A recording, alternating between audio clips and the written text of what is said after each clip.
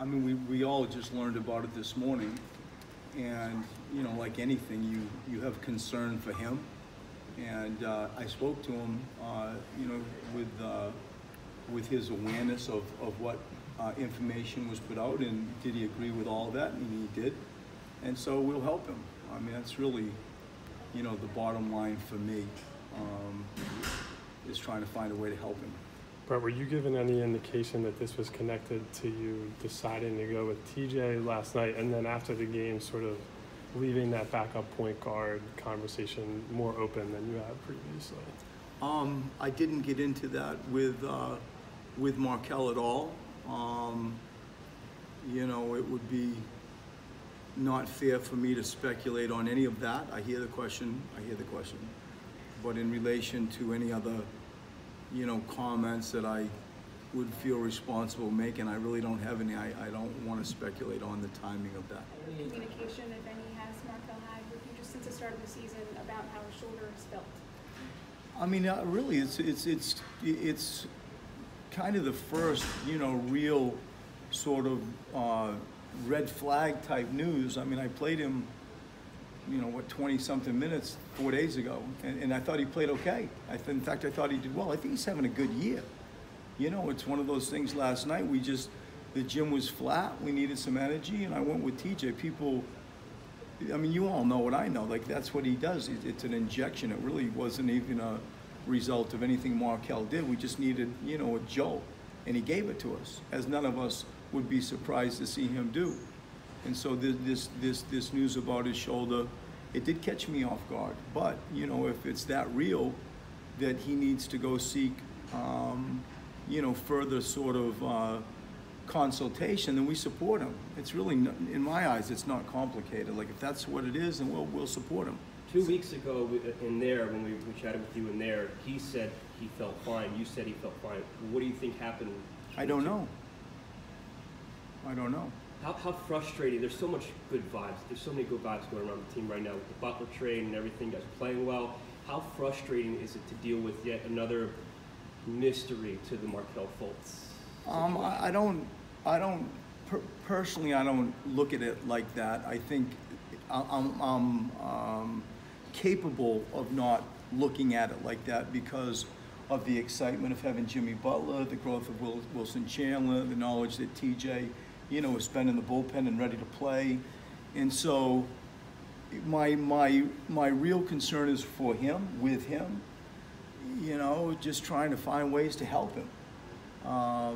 That's truly where my mind is at right now. So who becomes the third point guard? Is it Shaman? Is it Demetrius? I don't know. I'm not sure. Find out tomorrow.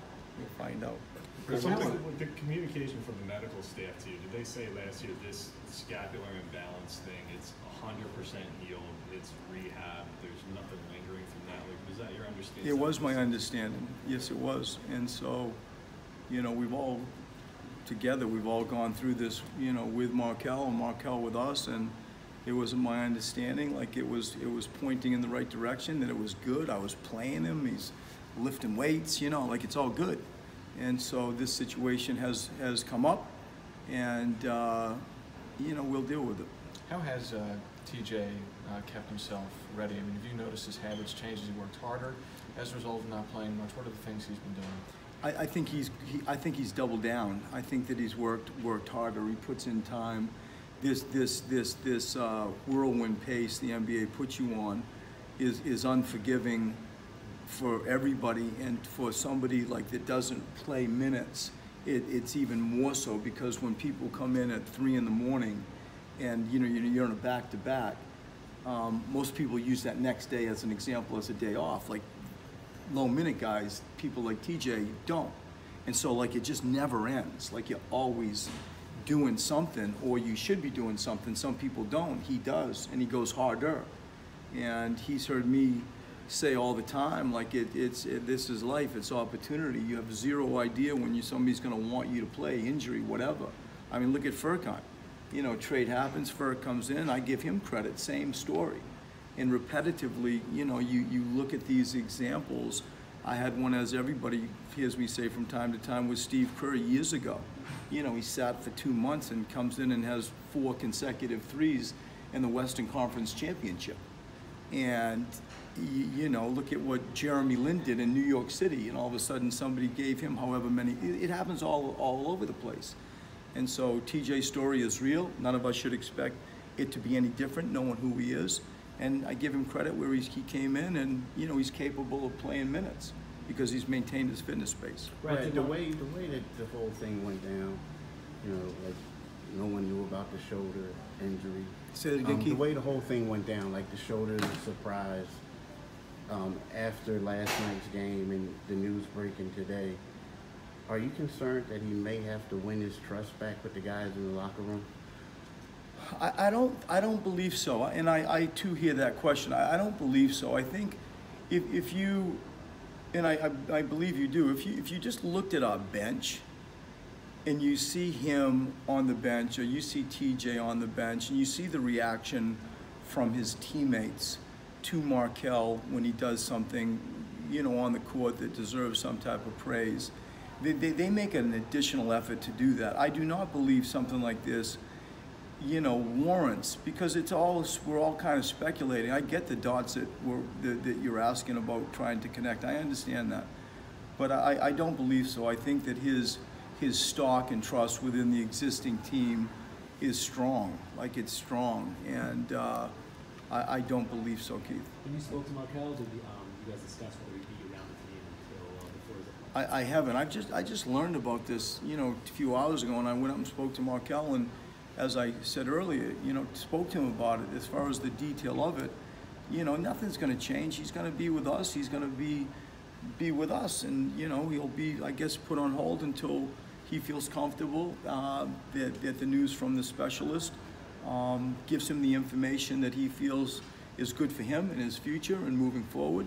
But it doesn't impact, you know, anything to do with the team stuff. It does impact, according to, you know, what came out this morning from his representation, practicing and playing. Given that this is something that can flare up, or at least has flared up, does that impact the way you feel like you need to you know, prepare your team and approach your rotation or construct your roster in terms of his availability? No, not really. And I think because this has all happened so quickly, you know, we're all going to be wiser with time. My initial reaction is, you know, we can absorb this as it sits because of TJ. And, you know, the question of who's the third point guard, you know, Shamit was a point guard in college. And so you don't have to look that far around. In relation to design of the team or, you know, preparing the team, as it sits, no. Like, I feel equipped to handle this situation. And as I said, and I want to say it as loudly and aggressively as I can, that we'll find a way to help Markelle. We'll find a way to help Markelle, and it's not, you know, going to push our team off track. I'm excited about what's going on right now. Like, we have so much more to give. I thought the spirit last night was a C-, but we found a way to win, and I'm excited to, you know, integrate Jimmy and grow Wilson and figure out this team. And along that path, you know, we're 9-0 at home. We're undefeated at home. We got to get better on the road. But here we are at home for a while now, and we want to capitalize on that. How much communication do you plan on having with Markelle while he's away from the team for a little bit? All day, every day. As you know, I would and should. And that communication, what do you want to, messages do you want to get across or accomplish? Just talk with him. It's not, there's no agendas. There's nothing else but just talking with him and caring for a young athlete and somebody that, you know, we've invested a lot of time and care into, and helping steer a 20-year-old. That's all it is. It's no more, no less than that. And that conversation for me is easy. It's easy. Is it just a modern reality that an agent gets to pick up a phone and say, he's out, and why not coach make that decision, or your medical staff? Is that just what it's come to? Well, it is, and it's also like we can all point to it's in the collective bargaining agreement. It's in the NBA bylaws, so it shouldn't come as a surprise to us. I think that privilege, that right, is being exercised maybe more frequently nowadays, but it is a part of modern NBA basketball and professional NBA sport, where an agent, is trying to do his job, and this is how he's chosen to do it. And, again, under the umbrella of us trying to work collectively with everybody to not alienate, to not, do anything else but find a collaborative, fair, transparent plan and path is the objective. Well, Brett, you talked about, how just talk to him, it's easy. Does any part of you though feel that it seems maybe that he doesn't trust the organization, that this is something that we called you guys on, you guys might be surprised? I don't believe so. Like, everybody sleeps well at night.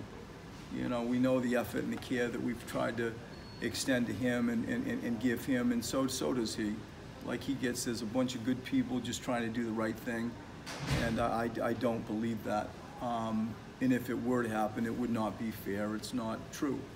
I think that we have people around here that are very capable, competent, and certainly drape a bunch of care around everybody. And he's a recipient of, I think, a lot of good people investing time to try to move him forward. What was his demeanor like today when talking to you? Did he seem What's that? What was his demeanor like talking to you today? Was he bummed out? No, he was good. No, he was good. You look at him, he looks at your back, and you talk. And it wasn't awkward at all. It was a genuine conversation. And Coach, you said this surprised you. Based on what's happened over the past week with his playing time slightly going down, do you find that the timing of everything a little peculiar?